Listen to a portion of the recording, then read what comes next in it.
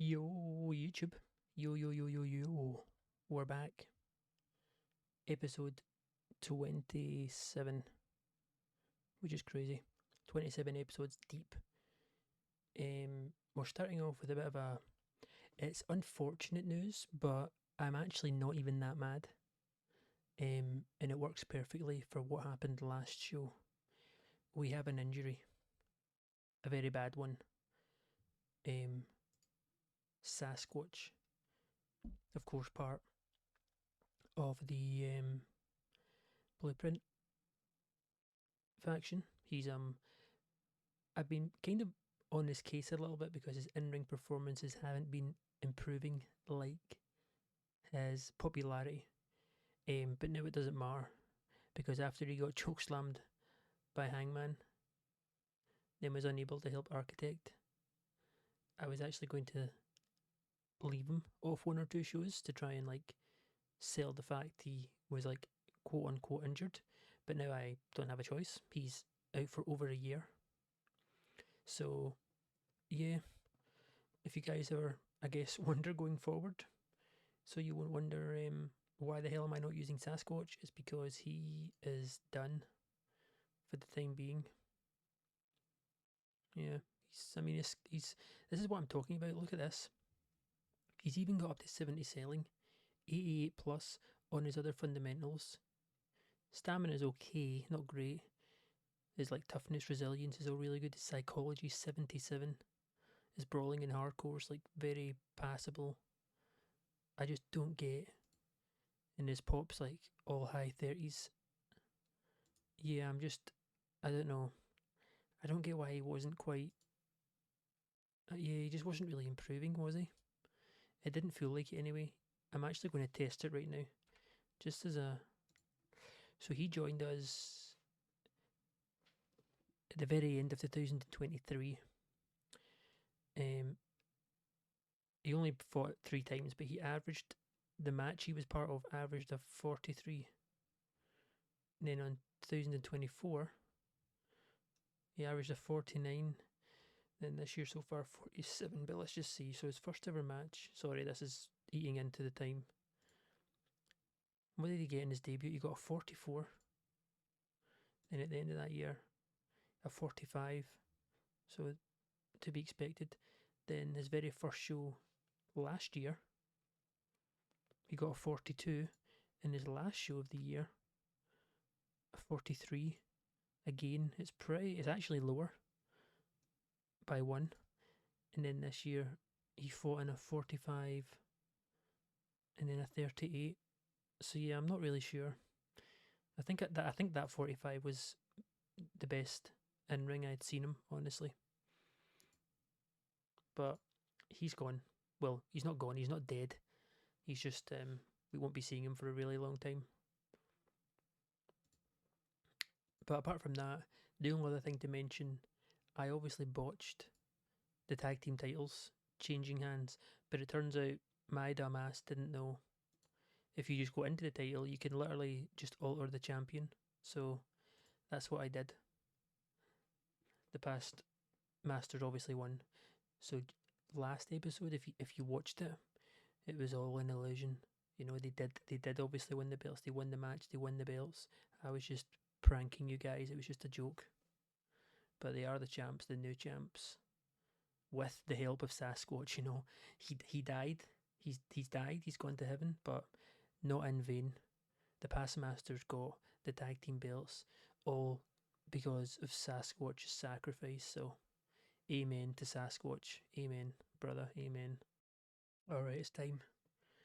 We're back. Hello, darkness, my old friend. Kickoff Carnage is back in action, baby. We will be doing 3 shows this episode, which is also 3 Kickoff Carnage shows in February. Then we'll take a little look at our finances. I may or may not open up an alliance also after the month's over. We'll see how the finances look.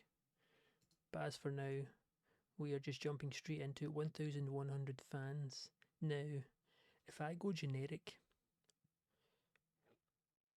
do we sell out a 1,000 seater and then we lose out on 134 fans? That's the question. So let's test it, and if we do get maxed at 1,000, we're going to have to start maybe selecting a venue. I think that may have to be what happens, but let's see. Broadcaster, Wrestle World. Booking team. We have a lot. We need to actually. I don't mind. I don't know why these restrictive ideas. I really don't like them. I get why it's a thing, but I really need to try and start using them because I do not want them to pile up. We have 2 angle ideas too, which are looking good. And a safe bet gimmick idea still because we have a few gimmicks we need to change over time. We'll need to remember that. Right, creative finish for at least for our main event. A bit of a gamble. Let's try again. Safe bet. That'll do. Character idea. Safe bet. Beautiful. One more. Come on, baby. One more. One more. Yes. Can I risk it and go for one more creative finish? No, I can't. Fair enough. That'll do. That's a not bad day of gambling right there. You notice that Marco gets on really well with Marvin. Okay. Nice. Better that than negative. Quibbles passing on tips on using psychology. We haven't really used Bowden yet. We kind of have and kind of haven't. I kind of had a plan for him, then I just didn't do it. But more so now than ever, it might not be a half bad idea. We'll use him. We'll use him on this show and see where his in-ring performance is at. See if his Jedi Master Grim has been helping him out. Mutant came to you backstage with an idea for a creative finish. Okay. Hopefully it's not shite. At least R2 and Byron had a blazing argument. Jesus Christ. Class. Okay, that's not great. Perry brightened the backstage area by being so cheerful. That's good. An architect does his students' training drills. Nice. Address the locker room. Wait, does that mean now if I do team bonding, it shouldn't come up anything with Sasquatch because he's not here, he's injured. And he shouldn't be affecting my backstage environment, right? Let me see. We did create new tension, but it was with Ernest and Logan, involving those two. So that's good. That means Sasquatch is off the list then, right now, for being a menace on my morale backstage. But we still need to fix Ernest, our champion of all people, into Logan. But team bonding went okay, I guess. Let's get this show on the road. Alright, it's time. The show is booked and we are ready to rumble. I think. Yeah, we are. We are. And speaking of Bowden, I did say I was wanting to use him. We do have Kamikaze in here too, and he's actually injured, but he can work through it, so I thought I would try him. And he's actually not sort of lacking behind that much. We pull in a 40, which is good enough. Gets the crowd hotter, show off to a strong start. Unfortunately, Kamikaze and Josh have zero chemistry. But these ratings are decent. Bowden pulls in a 36. Aid with a 38. Not bad. And it's Kamikaze and Josh, the team that has zero chemistry, that get the win. Kamikaze pins Aid. So not a bad start to the show. It's also in front of 1,100.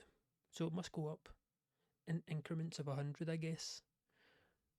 It keeps it on a very round number, I suppose, is the point. Alright, fair enough. So biggest crowd ever. Good start to the show. I'll take it. Bit of a shame about zero chemistry, but at least we know now going forward, which is the reason we do these sort of tag teams.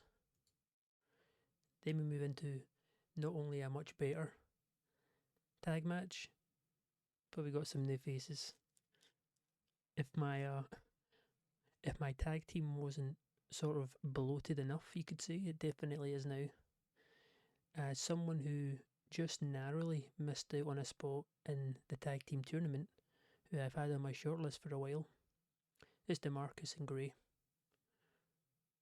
And they come in, I believe, from, I want to say Mid-Atlantic Wrestling, but I think I'm wrong. But this is actually huge.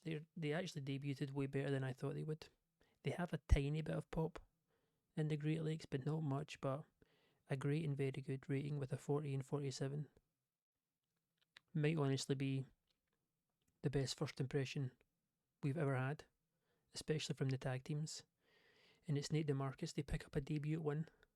He pins Grim with a rocket launcher. Okay. 50 rating. Gets the crowd hotter. Huge debut win for them. Wow, that's what a statement that is.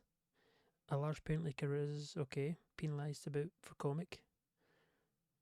Tyrone gets nothing. Nice. You know what? Nice. We need some luck.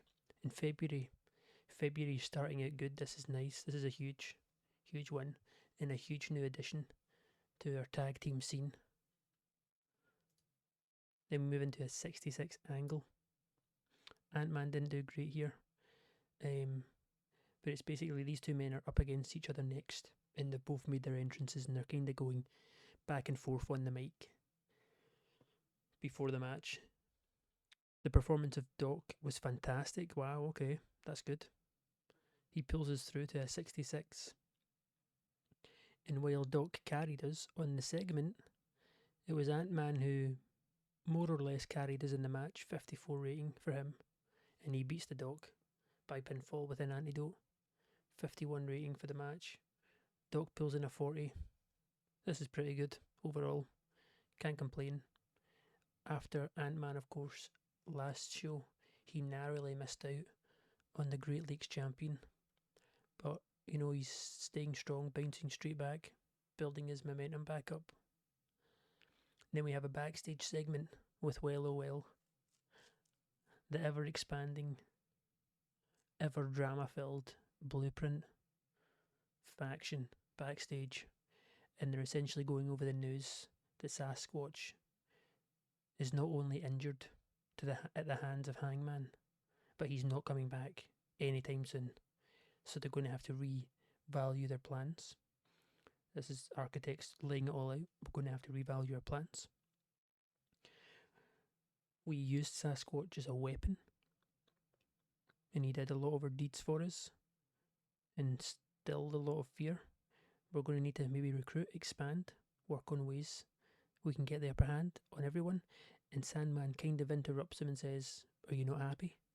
And he's pointing to his tag team titles, and he's saying, all because of Sasquatch. We won. Like, we won the belts.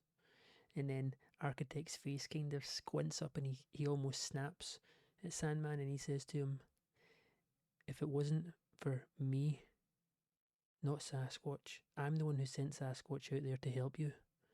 And at what price? He's injured, and he didn't come and help me where he should have been.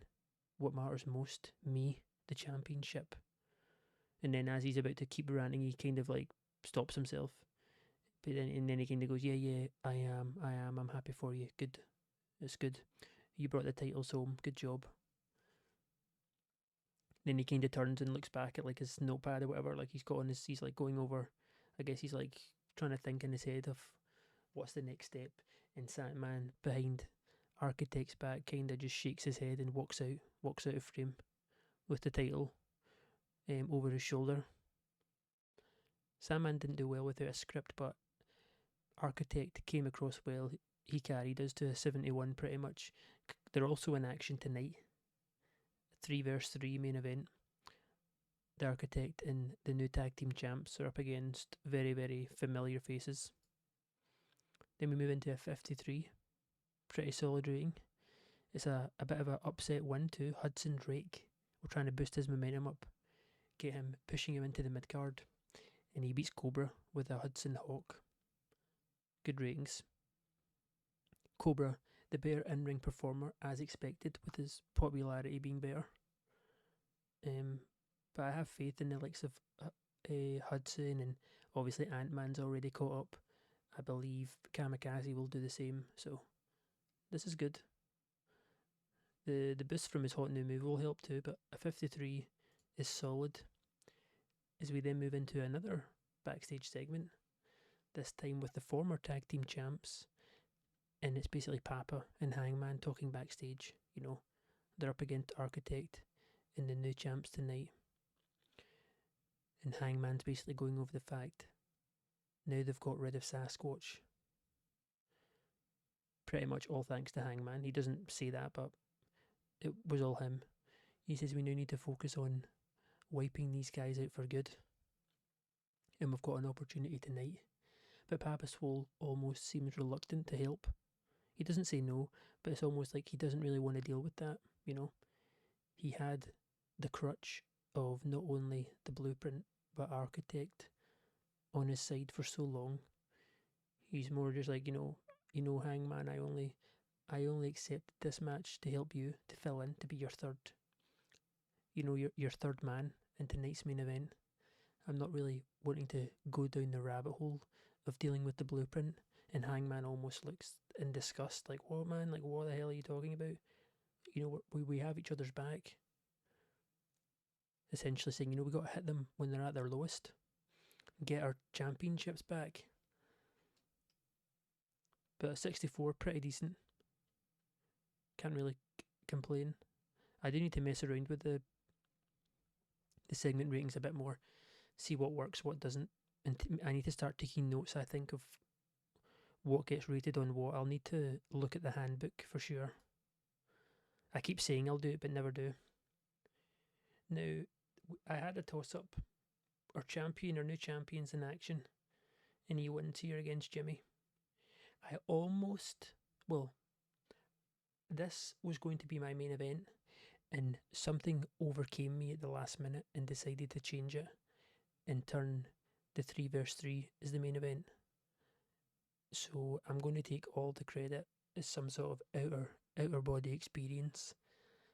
If the main event's better than 63, it should be, to be honest. Oh, Ernest is getting better at his gimmick. That's really good, because I think it got rated adequate. So if he's getting better, that means it's gone up.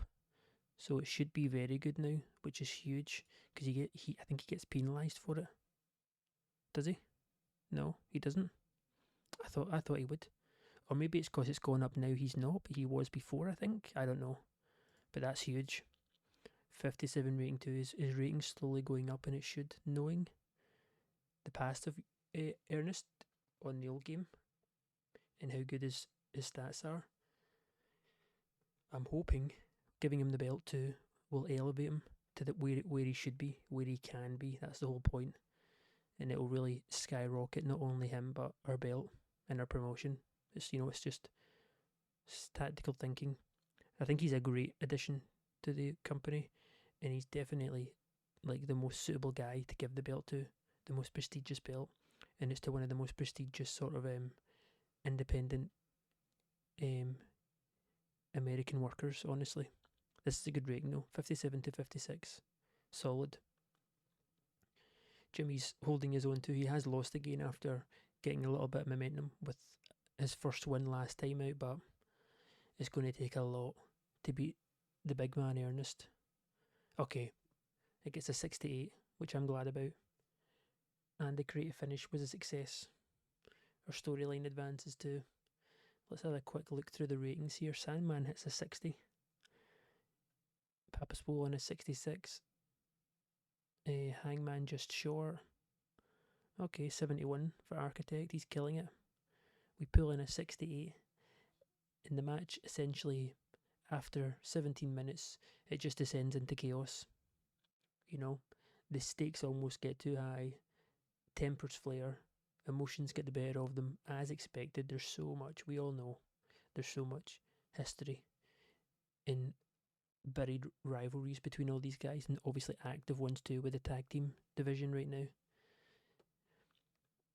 And whereas the Architect seems more focused on himself right now, on the other hand, we have Papa Swole, who seems to be too focused on himself to the point he doesn't want to be involved. So it's going to be interesting to see how this develops, because obviously Hangman and Dragon are they were going to be pissed about losing the belts, even more so now that the past masters don't have their big bad bodyguard Sasquatch to help them. Obviously, that it was pretty much all down to Sasquatch, the fact they won the belts. But now, how long can they keep them without Sasquatch is the main question. Good rating though. We do get penalised big time, unfortunately. But we pull in a 59. Still more than good enough on our first show of the month. Address the locker room. Oh yeah, we'll be able to compliment 3 people every show because we're back on Kickoff Carnage doing events. Who can we give this to? Give it to. We'll give it Bowden, why not? We'll also do Ant-Man. In fact, you know what? We're not doing Ant-Man. We're doing the new debutees. That's what we're going to do. Those two did really good. DeMarcus and Tyrone Gray. Compliment them on a good performance.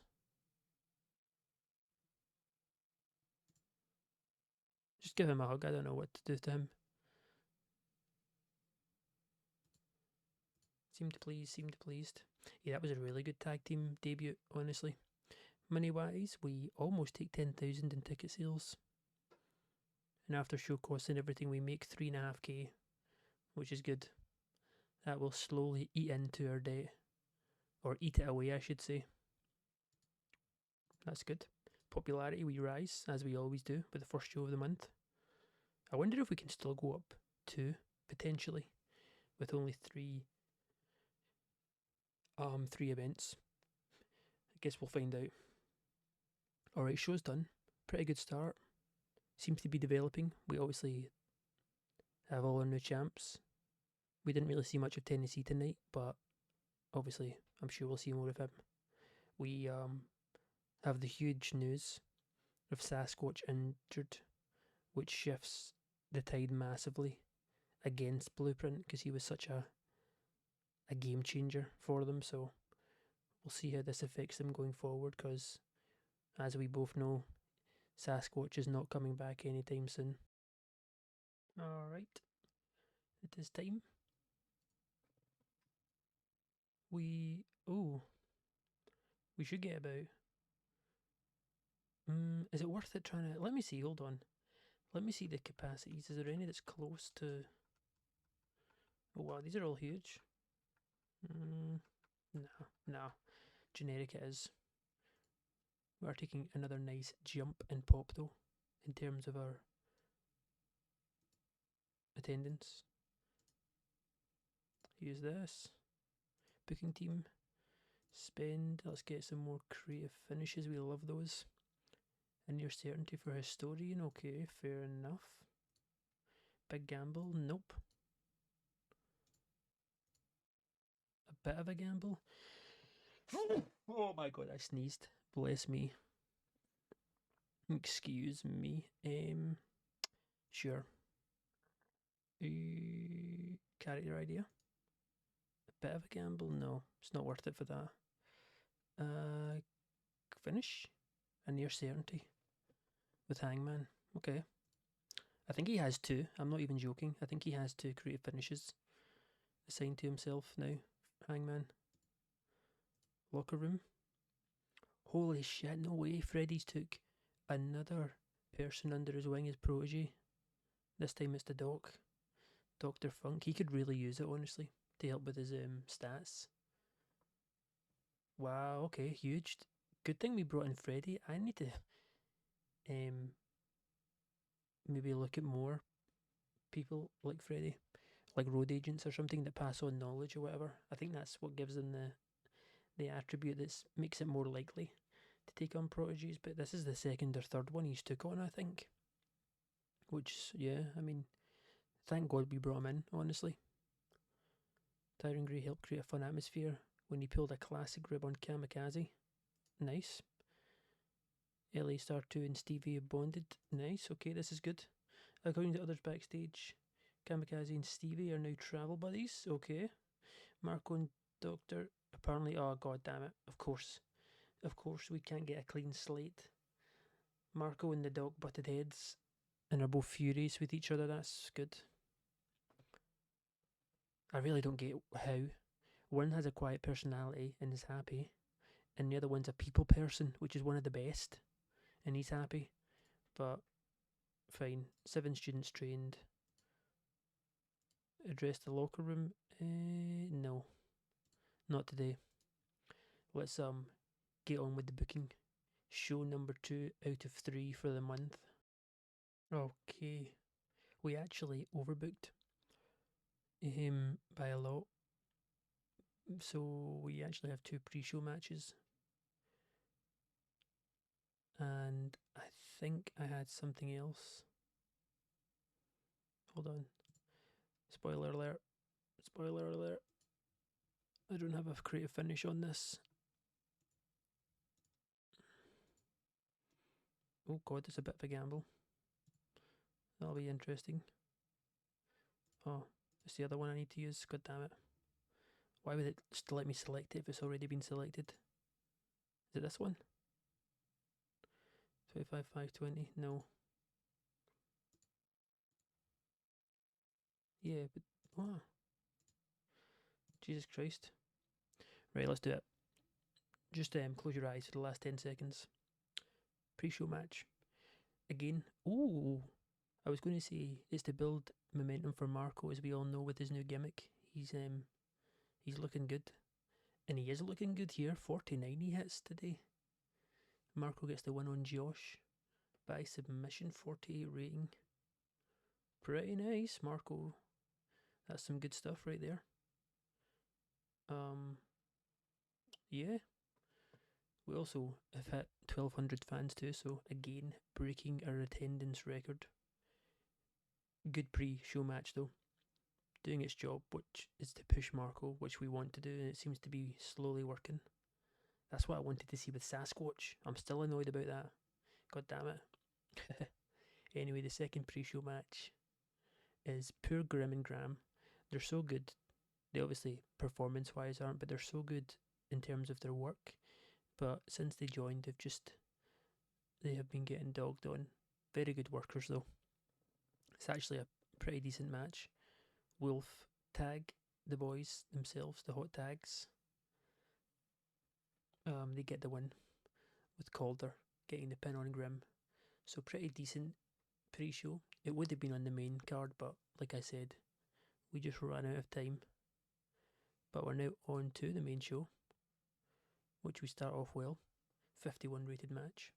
Kamikaze, now that his injury's gone, he's back to, you could say, full sharpness, but maybe not really. He gets the win here over Jules. Huge win for him in terms of pushing him up the ranks. This is a big win. It gets a bonus for being a good start to the show. Very nice. I mean, it does say here, it does the job. Kamikaze gets the win, gets the show off strong. Then we move into We Want the Funk is back. And the dog comes out, does his thing. And then we have his guest, which is Ernest Youngman. But essentially, we know the score. As the I didn't do it with Zippy this time because I wanted to see what kind of rating it would get, because I didn't know if he was maybe holding it back. 64 is pretty good though.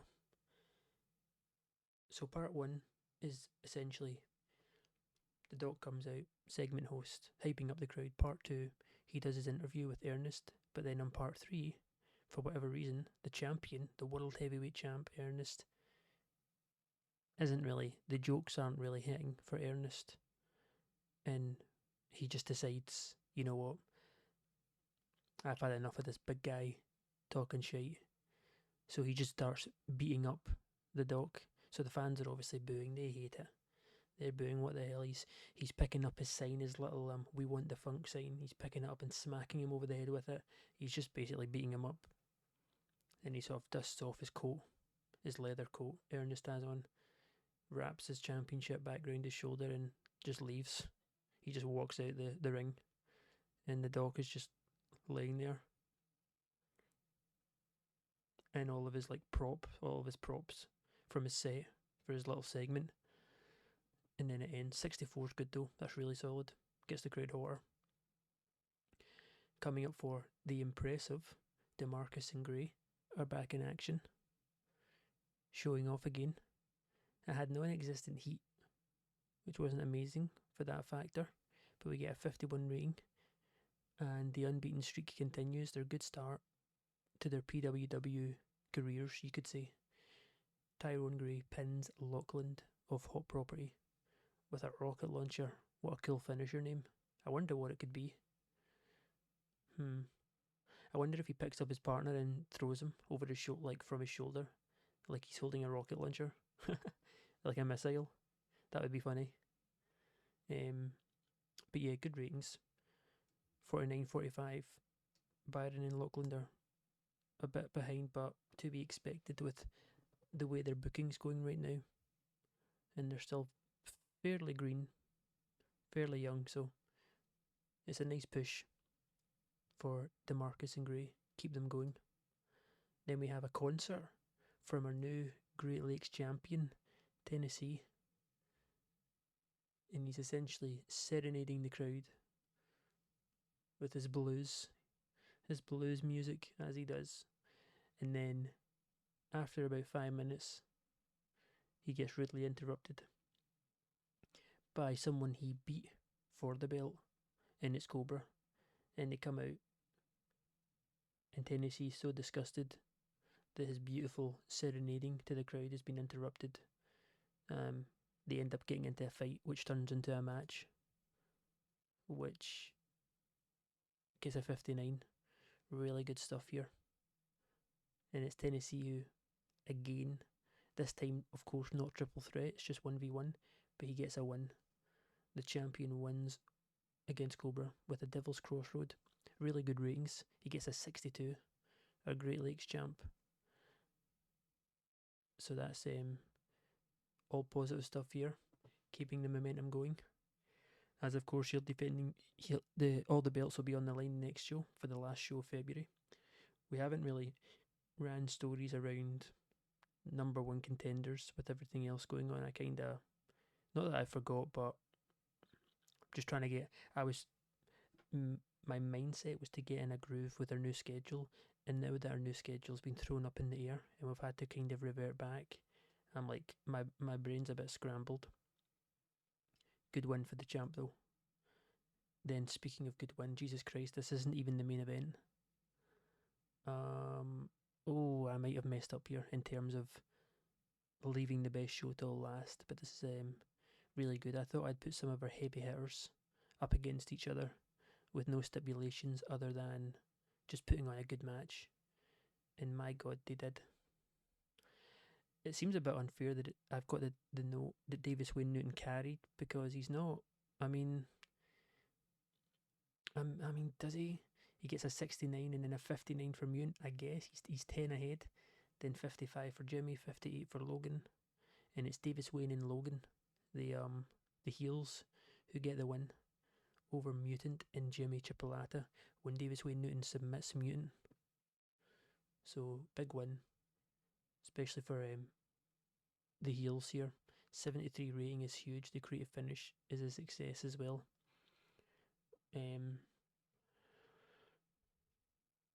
Yeah, that's interesting. But next segment, right before the main event begins, we have Architect. Now, I didn't involve what I'm about to say in the segment just because I wanted to see what the rating would be on his own. But we essentially have Architect Sandman and the Historian dragging Blue Dragon out to the ring. And he's like, they've basically beat him up. They've beat him up backstage and dragged him out. And they're basically all laughing in the ring, mocking Hangman. You know, and they're saying to him, you should come out and help your friend. How are you going to get back at us? You know, how are you going to ever have a chance of competing again for the tag team champions when you don't have a partner? They're essentially trying to just get rid of Blue Dragon so that the threat of Hangman's gone. But to their surprise, it shouldn't really be a surprise though. The Hangman's music hits and he comes out and he walks straight down the ramp and gets straight in the ring And Architect's almost kind of taken back because he's obviously thinking to himself, holy shit, this guy's just got in the ring and he's outnumbered 3-1. And right there on the spot, he challenges Architect to a 1v1 fight right now. And the Architect kind of laughs and he gets the mic and you can tell he's about to say no, like, oh my god, you're not worth it. And the Hangman says to him, surely, like, surely you're not going to be a coward in front of your boyfriends and say no. In front of your boyfriends, your tag team champions, you sacrificed Sasquatch, took him down to the ring, and then I absolutely destroyed him and sidelined them. I've beaten up one of your boys, and I'll beat up you. I'll beat up those two jabronis behind you. Are you really going to embarrass yourself by saying no right now in front of 1,200 people? And he kind of he almost looks affronted. And then he calls down, he's like, I'm not afraid of you, blah, blah, blah. They call down the ref in the main event. There's no way this is getting higher than a 73, but we can all pray, can't we? Maybe if the creative finish is a success, maybe. Oh my god. I spoke too soon.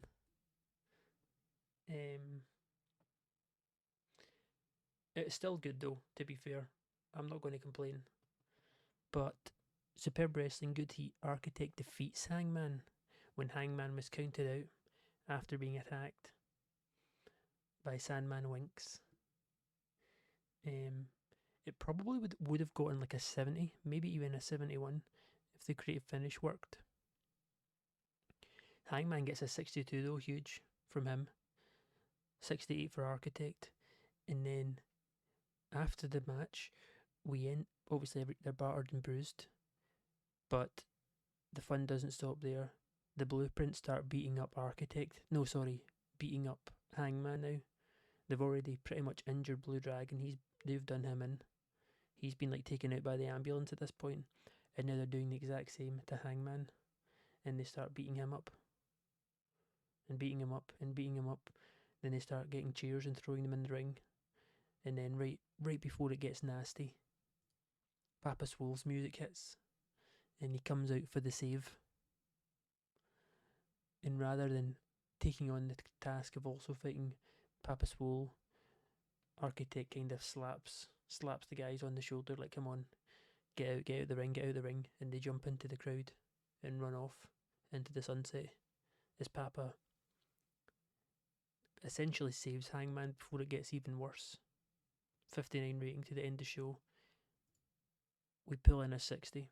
Pretty good. Pretty good stuff too. It's going to be unclear now what's happened to Blue Dragon going forward. The Architect have obviously made their move after losing Sasquatch, and for them at the minute it's to take out essentially the people who hate them most at the minute and could be a threat.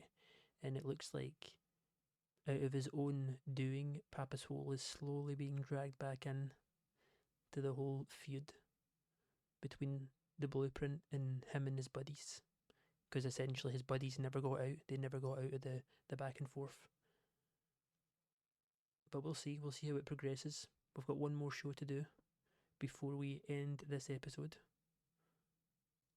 so let's we'll go over this real quick. Who could we give this to?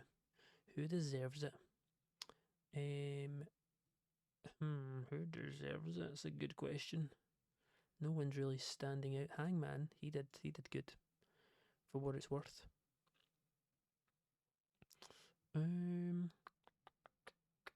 Maybe Davis. He apparently carried the match, and I mean he did essentially. And Tennessee, you know what?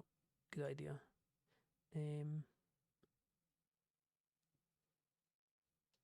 Good performance. Great performance. Good performance. Okay.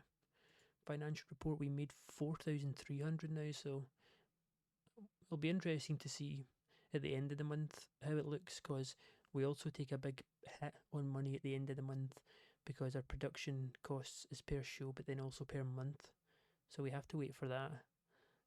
I'm not really sure how it's looking. I'm kind of too scared to look, I'm not going to lie. I've been avoiding looking. We take pop in quite a lot of places too, which is good. But yeah, we're going to steamroll ahead to our third and final show of the month under the quote unquote new format and see. We should definitely not be taking huge losses if we are, and we can gauge if we maybe stick to two shows, or no, sorry, go back to two, stay on three, maybe go to four events.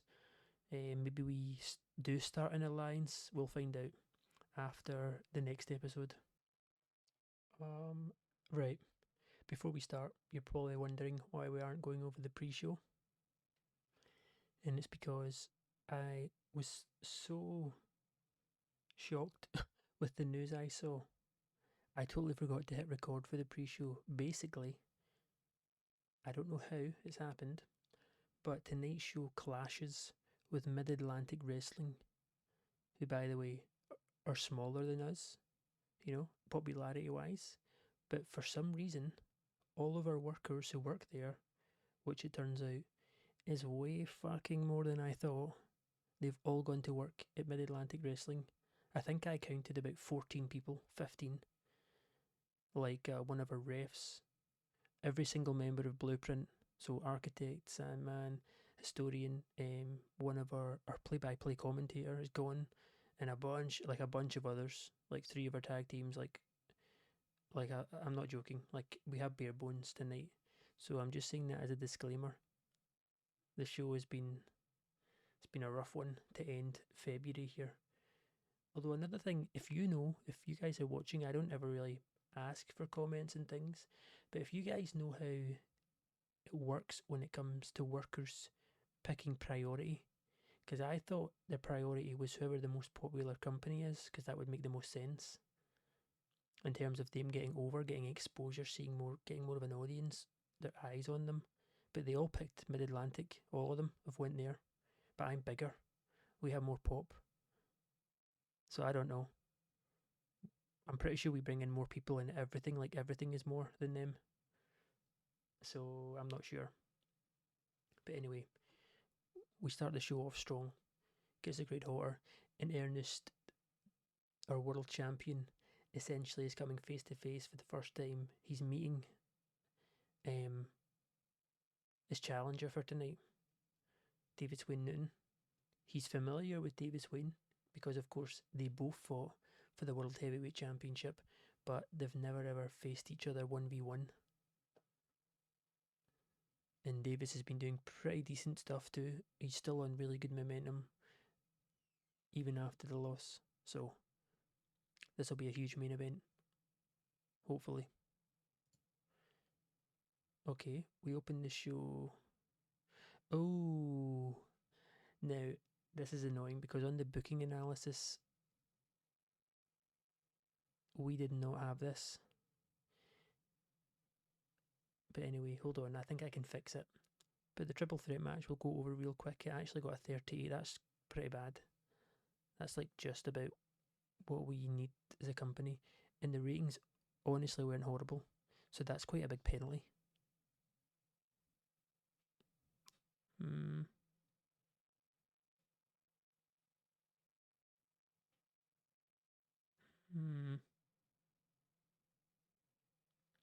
43, 45.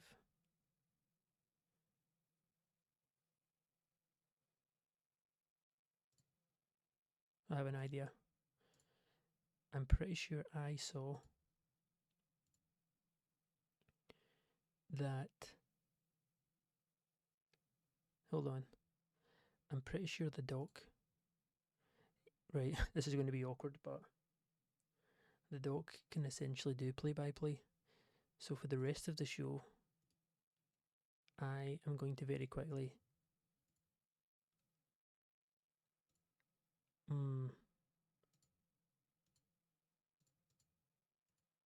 I'm going to add them in, which is apologies on this. Guys, I'll have to see it all go down. It's cutting into time a little bit, but it looks like it's got to be done. The penalty's too big. I don't want to take that much of a hit. That is not worth it. He should be decent. He's decent enough to do this. He's coming in clutch. and it'll be fine as well because we just used them. I can't believe this. I feel like ever since hitting small size and the change to our schedule, we've been getting hit by like a bad omen or something. I don't know how to explain it. We're just getting such bad luck with things. I mean, yeah, if you, obviously by now, if you didn't want to know the outcomes of the scores, I can't help you with this one. Just close your eyes. I think we did all of them. Yeah, sure. Let's go with we did all of them. Continue show. Right, so moving on. We got Marco, who seemed off his game, but he gets the win over Jules Knight. Latino crab finish, keeping his momentum strong, trying to build him up, get his popularity up, so he gets into the mid card. Obviously, with our new mid card title. You know those guys like Ant-Man. Well, he's actually there already. Kamikaze, Hudson, Marco. We're trying to build these guys up so we have a bigger roster available to us from midcard. Not bad though, 51. Into a very good tag match here. We've not seen the Minnesota Awesome in a little bit. I think since maybe last month, but they're back. Our tag team of the year, and they show why here. Pulling us up to a 65, getting the win over the hot tags. Very good stuff. Oh, holy shit. Grace Harper and Dr. Funkenstein work extremely well together on commentary. Wow. That's maybe something to take note of. Although, if we added the third member, would they both still get this message? I don't know. Like, so when Marvin returns and goes back on play-by-play, if we kept the doc on play-by-play, would we still get this? I have no idea. I've never ever had this before for commentary. So that's good, obviously. I don't know how useful it'll be for the future, but it's good to know. We did use Clark's creative finish here, which helped boost it to a 65, but nonetheless, really good match. Then we got Tennessee making his entrance. Not quite a concert this time, but he's coming down to the ring, doing his thing, talking about he's not really sure who he's up against tonight. Then he pulls out his guitar and he says, you know what, before my successful first ever title defense tonight, I want to dedicate this song back to my hometown. And then before he has a chance to say anything else, his opponent, Remy Honeyman, the workhorse, you could say, Remy, who's obviously his opponent tonight, comes down. But Tennessee's so pissed, he just starts beating Remy up, and then he smashes his guitar over Remy's head, and then the referee like separates them for the match to begin. But Remy's already like half beaten up. He's like so dazed. So, and not a short match. It's not short at all. 69 rating, by the way, huge. The match itself gets a 60. Remy seemed off his game. Yeah, no wonder, because he just took about 10 guitar shots to the head. But in terms of title match lengths, it's a measly 10 minutes before Tennessee makes defense number 1 of the Great Lakes Champion title, essentially beating down his opponent before the game. Pulls in a 60, which is of course poor for Remy, but Tennessee carries us in a good rating for successful title defense for our Great Lakes Champion. Then we got another very solid tag match. The tag team is definitely carrying us tonight, and it's the LA Stars up against the white hot momentum group of Young and Wasted, the Young Bucks. But experience seems to be age tonight as the LA Stars win with a Star Destroyer. LA Star 2 seemed off his game and he still got a 60. Just by the way, just to know, LA Star 1 gets a 64. Solid ratings again from Taylor and Brett. Taylor's getting so close to peaking on 60. Brett's really lagging behind on this one, but really good match. Good win for the LA Stars. It really puts them in contention to be next in line for a title shot as well. Obviously, there's no tag team titles tonight. None of them are here, which is a bit annoying. Oh my god. I thought I had an angle before this where they face off, but obviously not. Oh yeah, that was at the start of the show. I forgot I moved it. I'm an idiot. But a 76. One of the best matches we've ever done. And it's on the first title defense because Ernest comes out on top after 17 minutes by defeating Davis in a very, very close match though. Much closer than when he beat Papa. That was more of a shock, a surprise. I don't think Papa really knew what he had coming to him. Davis pulls in what I believe might be one of his first 70s. Apart from Architect, we haven't really seen anyone else hit 70. Ernest also, by the way, before we know he got 65, he's happy now, which makes me super relieved because we all know how much I love Ernest. He no longer has morale issues, which is huge. It's like massive. So he pulls in a 65. Creative finish was a success. 76 for the match. Unfortunately, we're getting penalised big time with all of the penalties, but we pull in a 64.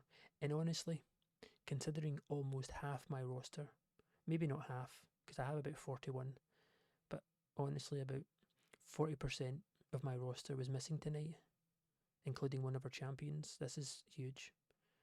Biggest attendance, one of the best matches we've done, 2 good title matches as well. Huge. We're going to give this to Ernest as well to keep the train rolling in terms of keeping his morale up. We'll also give it to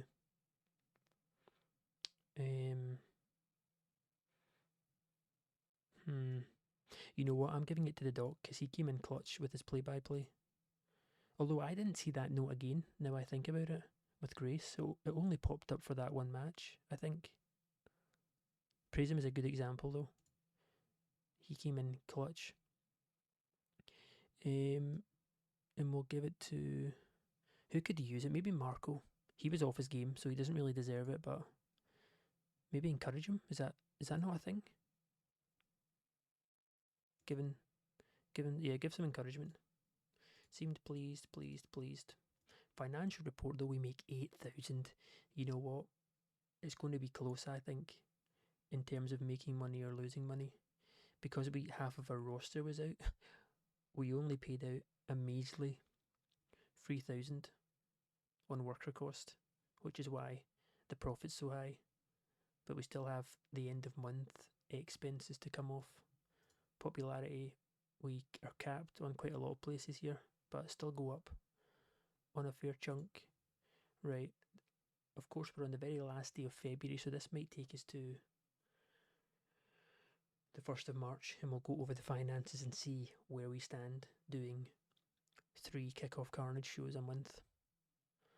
I don't know, I honestly have no idea if it will be positive or negative, but here we go. 1st of March, what's going on with this? Figures. Oh wow, that's a huge jump. Production change. Oh god, it's probably not good for us. Right, let's see. Let me see. Okay, so we made money actually. Not a lot, but wow, look at those ticket sales compared to every other month. I'm starting to wonder, right, this is also a question for you guys, but I'm starting to wonder what, in terms of TV shows, I honestly don't know what the benefit is. The only thing I can think of is if you have a really luxurious broadcaster that it can go on that can make you a lot of money. But right now, I'm honestly struggling to see its appeal. Because if we get our performance, if we get our finances up, let's say we're making 40, maybe 50 grand a month, and we know it's enough to cover the TV show, so we do it, and then we're back down to like making 1,000 a month, but we're doing the TV show. I'm trying to think what the positive is of it, if that makes sense. There obviously is, but yeah, we're also making a lot more here on merchandise. I wonder if that's with the likes of Ernest and oh wow, it's took a huge jump. That'll be because of all the popularity we're gaining on WrestleWorld across like everywhere in America. We're actually really close to going up like really soon, and that's huge. I'm pretty sure the jump from 3 to 4 will be massive, and we'll be able to actually see a breakdown. So the fact we made 10k, that's going to jump. That's going to take a nice jump. Hopefully by about 3, 4, maybe even 5k. But everything's still going up. I mean, we did lose out on broadcast revenue because we weren't on WrestleWorld as much, but yeah, it doesn't matter because look at all the extra ticket sales we took. So I'm not really sure. As for an alliance, I'm kind of tempted to do a consortium, I believe it's called, where I'm tempted to do a consortium and a talent trade, where essentially a consortium means everyone in the alliance at the end of the month, all of their profits get put into a pot and then they get equally distributed amongst all the alliance members. So if you have an alliance with a bunch of companies that make money every month, you take a pot of their earnings also home at the end of the month. It's a quite good way of making money. I've noticed it's something I've just been put onto very recently through watching YouTube, and it's quite a good idea. But it also feels a little, if you can essentially convince people to join that make a lot of money, you're cutting out the middleman. You know, the video I was watching, the guy, I can't remember who it was to be honest, but he starts up his own alliance. To be fair, it's a real world mod, so it's not really the same effect. And I think he invites about 4 or 6 companies, um, and he literally he's I think it's a local to global, so he's only making like 1 or 2 thousand a month, and then after he makes his alliance, he's making like 60k, 90k every month because of the alliance. Which I wouldn't really want to do that, I don't think, but an alliance in general would be fun for talent trading. So it's definitely on the agenda, but I think for the time being, we just leave it, the alliance, and stick to our format with kickoff carnage. I'm really starting to think about if we should really be aiming for the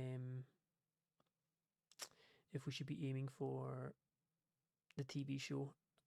I think honestly, I'm not going to lie, I'm starting to think we should leave the TV show until maybe we hit medium in size.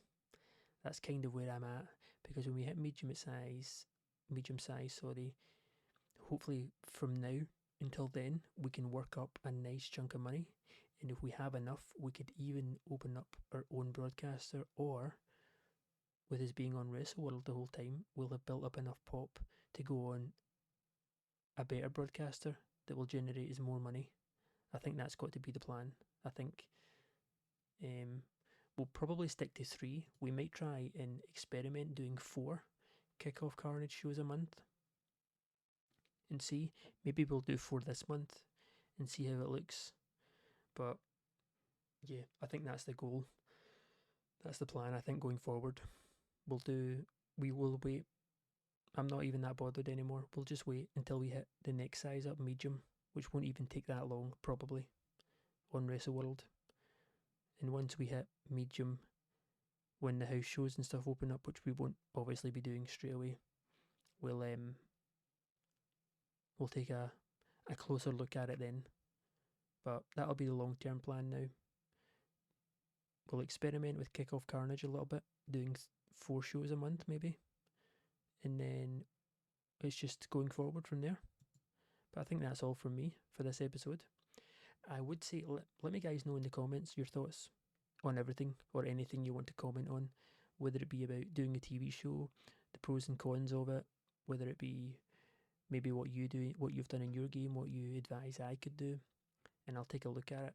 I am recording very far ahead in advance right now. Usually I'm recording 1, maybe 2 episodes ahead from where we're at on YouTube. But at the minute, I'm on vacation from work, so I'm playing a lot. And I won't lie, this is obvious. I think this will be episode 27, and I just only uploaded episode 20 to YouTube, so I'm 7 episodes ahead. I'm far ahead. Yeah, so we'll see going forward, but still let me know, and we'll take it from there, guys. I hope you have a good one, and I'll see you next time.